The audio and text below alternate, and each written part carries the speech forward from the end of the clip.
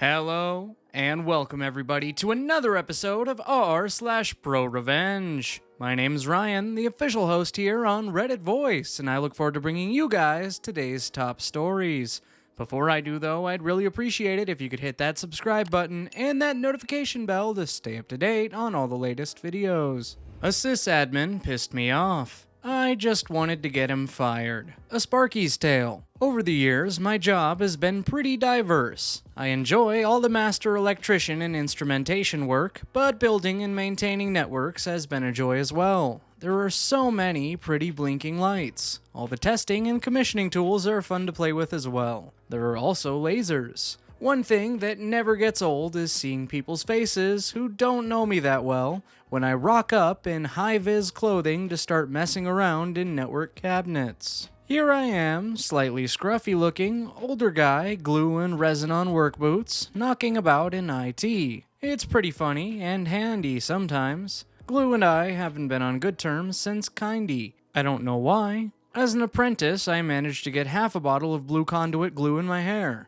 Tom was a junior government system administrator working a regional IT department. When the position of IT manager became available at a 2,000 student government high school, Tom was encouraged, finessed, manipulated, conned maybe, to apply. Tom was a cockhead. As a wanker of the first order, in the 4 months that he'd been there after transferring in, Tom had pissed off the whole government IT team. You know that person who has to comment on everything, thinks they know everything, thinks they're always the smartest in the room, but actually is only about 67% competent and a bit lazy? That was Tom. The principal was so glad to have a government sysadmin apply for the role that they changed the job title from supervisor to manager just to entice him. The role had an office and 2 support staff. It was also arranged that Tom would be given more control over the school network than previous supervisors. I heard later that then his government IT director may have suggested the title enhancement to the principal as part of the finesse. Tom had his own fiefdom. It also didn't take him long to piss off the principal either, as well as the admin staff and most of the teachers. I'd done work with government IT for some time before Tom showed up and knew everyone, though only got to know him peripherally. He had yet to rub me the wrong way. We had 2 biggish jobs at the high school about a year after Tom started there. Change out a shit ton of keyed door locks for a brand new standalone network door access system we would install and maintain, and change out existing room lighting for energy efficient LED panels. These 2 jobs would each be done during a 2-week term break. Either side of a 10-week school term, I would get to run both jobs. In the planning phase of the door access network, Tom made it known that he would be trained on the new door system and be in charge of it, since it was a network in his school. The principal made it known whose school it was and that Tom would stay right the F away from it, since it was standalone and had nothing to do with him. Tom was not happy about this. One Tuesday, a little over 5 weeks since the door system had been live, I was driving to a job when I got the call that kicked off this tale. High school called. They're having trouble with the new door system. Turning the car around, I wasn't sure what annoyed me more. That my sing-along with Blink-182 had just been interrupted, or that I would now miss out on scones fresh from the oven. At the system operator terminal PC and admin office, I hear that there were 2 issues.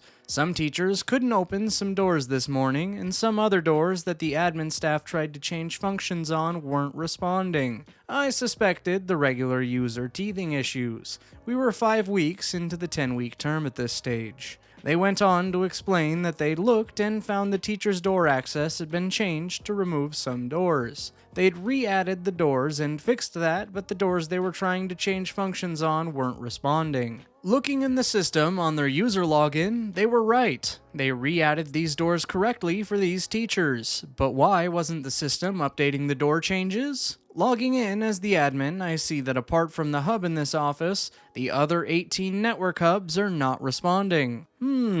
Weird. Unlocking the cabin, I see that the fiber optic patch leading which connects to the other hubs is dangling in space. Very weird. These take some doing to unplug. They don't just fall out. Reconnecting the patch lead and rechecking the network, I see the other hubs are responding, so I push the door changes through. There are still questions though, so I open the system log. I see that the changes to the teacher's access was made by one of the admin users at 5:33 p.m., and the USB hubs went offline soon after. Strange, because the admin staff finished at 4:30. The log also showed that someone who was not admin staff entered the office at 5:08 p.m. Tom. I sat there and thought about asking the admin staff some questions, but decided against it. I suspected that Tom had insinuated himself there over the past couple of weeks to get the gist of how the door program worked, had gotten a user to log in to boot. If I kicked up a fuss, he might be able to IT doublespeak the teacher's changes.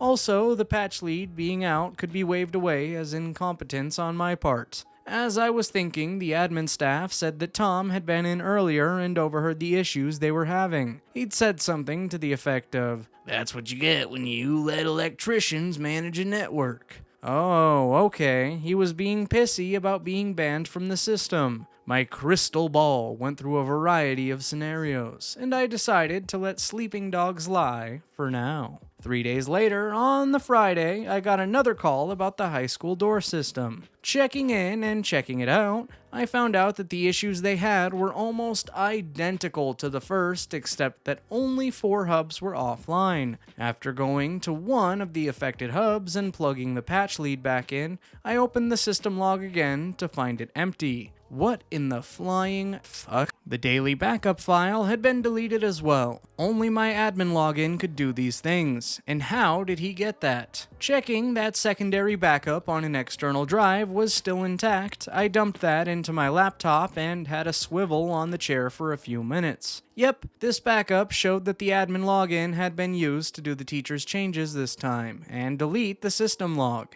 All after the admin staff had left yesterday. This operator console's PC had been provided by Tom. It was one of the school's assets. The government image was supposed to have been wiped and clean operating system was to be put on, so it couldn't be connected to the government networks. Maybe Tom had a keylogger in there somewhere. I gave it a good Sparky go, but couldn't find anything. I even checked for cameras. After changing the admin password, I left and put on some Nick Cave in the car. That evening, while Mr. Cave and Daniels kept me company, I looked up keyloggers and then went through my boxes of spare parts toys. It was secret squirrel time. On Monday, I timed my arrival to the school just as the admin staff were leaving. I just wanted to check some things on the system. They left and left me to it. I placed one small camera under the desk to see the back of the PC tower, one on a shelf looking at the screen, and one on top of a corner cupboard to see the room.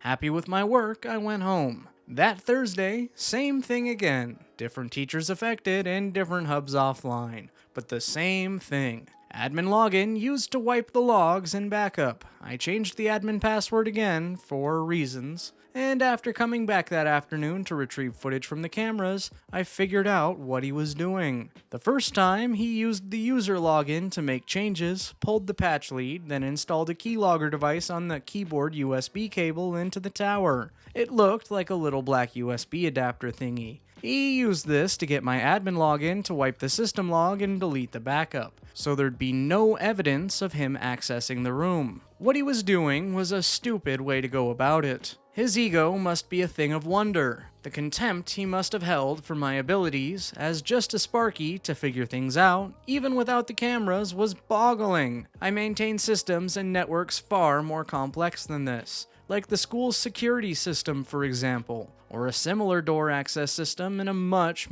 more secure facility. Okay, game on. Over the next 4 weeks, Tom and I went through these dance steps 4 more times. I heard all about him suggesting that if he ran the system, a professional sysadmin, there wouldn't be issues like these. I didn't mention to anyone about the logs or backups. I just kept collecting my video and secondary backups, because through my association with government IT, I had learned a few things about their policies and wanted to F with Tom and maybe collect some more ammunition before I absolutely wrecked him. Purposefully using keyloggers on a government asset is a big no-no. The next 2-week term break was here, and we began changing out light fittings. It was easy work, and I had a team of 8. Once I kicked them off, I went to work. I added a relay card to each of 6 specially selected security system expansion points in 6 different buildings. These buildings were where the people worked who disliked Tom the most. I'd worked at the school long enough to know all about it. Relays are wonderful. Give me enough relays, timers, and contractors, and I can make your wildest electrical control dreams come true. I know that cut was pretty obvious, but I mean, come on. A relay is a switch. That's all. Like a light switch that you can turn on and off without being there. Here's the thing about data cables that not a lot of people know. Data cables connect the data socket in an office to patch a panel in a network rack. There are 8 wires inside, but they each have very specific jobs. 4 are commonly used to carry data traffic. 2 or 1 pair for upload, 2 for download. Another pair for power to a PoE device, like a wireless access point. Say you figured out a way to get one specific pair of these 8 wires into, let's say, a relay. You could then maybe interrupt the upload wires, or download wires, or power wires. Any of these would cause issues for your computer's ability to communicate. If you could turn the relays on and off at opportune times for selected people, perhaps via a security system you had remote access to, you could maybe introduce weird intermittent faults into a network. If you could do this without it looking like the cables in a network cabinet patch panel had been touched, you might now have a method to cause grief without it being traceable through IT magic. Sure, a competent IT person would assume the cable was damaged and go test it, but what if when you went to test it, it was all okay? It would maybe look like a network system issue that a competent sysadmin should be able to diagnose and fix. A critical part of all of this would be if you had a job as an electrician to make alterations to a building lighting. You could then turn some power circuits off so that the network cabinet in a building was unpowered for a while. You could then take data cables out of patch panels without it being noticed by a sysadmin. You could run a new length of data cable and terminate it into the patch panel and make a nice coupled join of the 2 cables in the ceiling, then split off some pairs to relays. This could be done over 2 days. You could then begin switching the principal relay on the 3rd day of the 2-week student break. It would be pretty easy keeping track of Tom's whereabouts so you could make a cable appear okay for testing. Once the principal was good and pissed off at Tom for not being able to fix their issues, you could start switching the admin manager's relay. The next day, you could go to work on the head of English in another building, then the head of science in another. Having Tom out of his office and having a legitimate reason to be in there, a lighting job, would mean that you could have a real good look around and find the USB keylogger. Standing in Tom's office, I took a picture of the keylogger among the mess on his desk. It might have been hidden in a drawer before that. Then I called my mate, Tom's old boss, the regional director of government IT. I told him about the issues I'd had with the door's access system, the videos, the keylogger. He came down, took his own pictures, and called the principal. On my laptop in the principal's office, I showed them the videos of Tom's vandalism on the door system. The director examined the keylogger. It was so much worse than I thought. They found not only my system info on it, but info from the school accounting department, director's department, and more. Tom had so much incriminating evidence on it from all kinds of government departments